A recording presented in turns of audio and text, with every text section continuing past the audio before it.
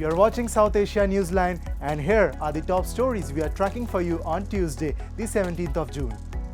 India's PM Modi in Canada for G7 summit. Diaspora leaders welcome visit. Pakistan denies Tehran's claims of nuclear retaliation support against Israel.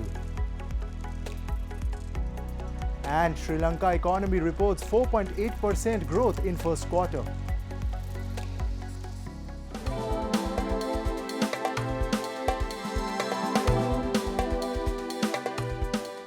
And now for all the details. India's Prime Minister Narendra Modi is in Canada to attend the 51st G7 summit. His visit, welcomed by diaspora leaders, comes at a time of strained relations following last year's diplomatic row over Khalistan issue. India's Prime Minister Narendra Modi arrived in Canada's Kananaskis for the 51st G7 summit, his first visit to the country in 10 years. On the sidelines of the summit, Modi will also hold key bilateral meetings during his 23-hour stay before heading to Croatia. India is not a member of G7, but Canada's Prime Minister Mark Carney has invited Modi to attend the G7 outreach session that will focus on global issues like energy and innovation.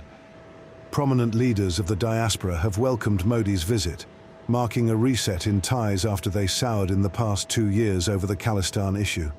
Our Prime Minister Mark Carney has done a tremendous job by inviting and making these relations softer and good for the interest of Canadians in Canada.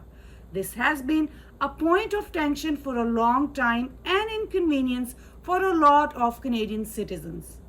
This time, this invitation and acceptance by the Prime Minister Narendra Modi will make a huge difference in the relationships of Canada and India. दोनों country democracies हैं और दोनों को एक दूसरे की economy boost करने के लिए बहुत बहुत ज़रूरत है। कनाडा में लगभग 1.5 मिलियन इंडो कनेडियंस हैं, डायस्पोरा बड़ा स्ट्रॉन्ग है एंड ये बहुत यहाँ की डेवलपमेंट के लिए, बोथ कंट्रीज़ की डेवलपमेंट के लिए ये बहुत बड़ा एक अच्छा कदम है। हम इसको वेलकम करते हैं। Canada's relationship with India had been tense since former Canada PM Justin Trudeau in 2023 accused Indian government of involvement in the murder of Hardeep Singh Nijjar, a Khalistani terrorist in Canada. Modi government has denied any involvement and has accused Canada of providing a safe haven to separatists. And the parents of Sumeet Sabharwal, one of the pilots aboard the ill-fated Air India 171 flight, mourned his loss as his body was brought to home to Mumbai on Tuesday. Sabharwal was the senior pilot on board the Air India Boeing 787 Dreamliner, which crashed in India's Ahmedabad with 242 on board. A large crowd gathered as his coffin was carried over to an ambulance ahead of his funeral. The flight with 242 people on board bound for London began losing height seconds after takeoff in Ahmedabad on June 12 and erupted in a huge fireball as it hit buildings below. All but one on board were declared dead in the world's worst aviation disaster in a decade, and around 30 people died on the ground.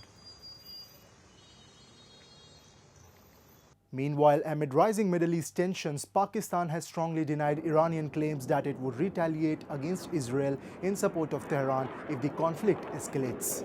Pakistan's Defence Minister Khawaja Asif dismissed the remarks made by IRGC commander Mohsin Rizai, who had claimed on Iranian state TV that Pakistan would support Iran in a possible nuclear confrontation with Israel. Asif clarified on X that Pakistan adheres to all global non-proliferation treaties and that its nuclear capability is solely for national defense. Iran and Pakistan share a 900-kilometer border and have had a tense relationship, especially after both sides conducted tit-for-tat strikes in early 2024 targeting alleged militant hideouts. The fresh tension comes after Israel's airstrike on June 13 reportedly killing 224 people in Iran. The conflict has now entered its fourth day, with both sides firing new waves of missiles amid international pleas for diplomacy and de-escalation. Moving on, decades of neglect and broken promises have left the roads in PoJK in a state of utter disrepair. As locals struggle without basic infrastructure, the so-called main highways remain little more than broken trails. A report. Pakistan-occupied Jammu and Kashmir remains trapped in a vicious cycle of neglect and broken promises. The so-called main highways are little more than patched up trails. Chhatar cross से ऊपर ये आस चौकी तक ये जो सारा रास्ता है रोड का, ये मेन हाईवे है. नीचे वाली एक रोड रिपेयर हो रही है, वो एक लैंक है, लेकिन ये 85 से लेके आज तक इस रोड पे कोई अमल दरामद नहीं हुआ. ना हमारे किसी मिनिस्टर ने, ना किसी वजीर ने, ना किसी एमएलए ने, किसी ने भी इसकी तरफ रुझान ही नहीं किया. बस अपने वोट लिए और निकल गया. The residents here feel betrayed. While politicians show up during elections promising development, the ground reality remains unchanged for decades. सर्दियों में सर यहाँ पे कोहरा जम जाता है और इस रोड में बिल्कुल जो है ट्रांसपोर्ट का कोई सिस्टम ही नहीं होता ना कोई मशीनरी है. अगर ऐसा कुछ लैंड स्लाइडिंग हो जाए, कुछ भी हो जाए रोड के मुतालिक, तो वो मजदूर या अवाम इलाका ही खुद आके उसको साइड पे करेंगे. महकमे वाले उस पे वो भी कुछ नहीं करेंगे. तो सर्दियों में तो हालात इतने ख़राब होते हैं कि सिर्फ और सिर्फ रोड की वजह से. अगर रोड पे मशीनरी अवेलेबल हो, हर वक्त उसकी वो मरम्मत की जाए, सफाई की जाए, तो वो ऐसे मसाइल का शिकार हम ना हो जैसे मसाइल का शिकार अभी हैं. From lack of basic infrastructure to complete administrative apathy, the situation in PoJK paints a grim picture of neglect.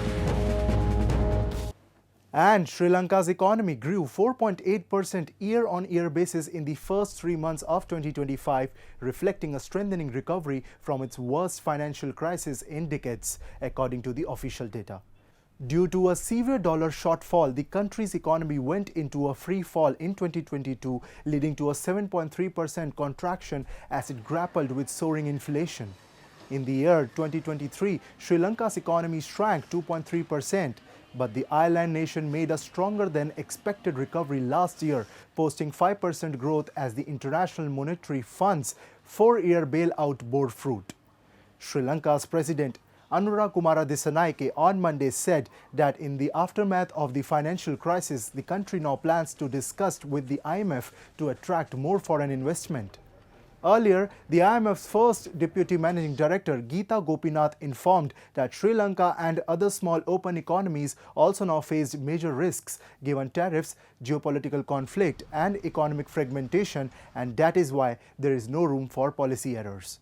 She noted that about half of Sri Lanka's 16 past IMF programs had ended prematurely, with reform fatigue setting in and hard-won gains being reversed. And Bangladesh Chief Adviser Muhammad Yunus, during a meeting with the Vice Chairperson of the United Nations Working Group on Enforced or Involuntary Disappearances, said that Bangladesh would welcome any support from the UN in its investigations into enforced disappearances in the past 1.5 decades. I wish the United Nations were associated with our ongoing inquiry into the incidents of enforced disappearance. It will give the process some strength, Yunus said. The UN officials lauded Bangladesh interim government's initiatives, particularly the country's accession to the International Convention for the Protection of All Persons from Enforced Disappearances. Yunus also said that the government is extending the tenure of the commission until December, reported Dhaka Tribune.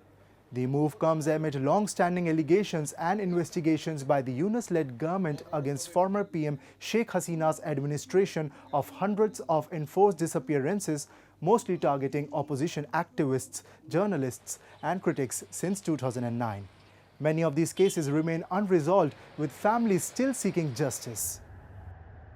That's all in tonight's edition. We'll see you same time tomorrow. Good night.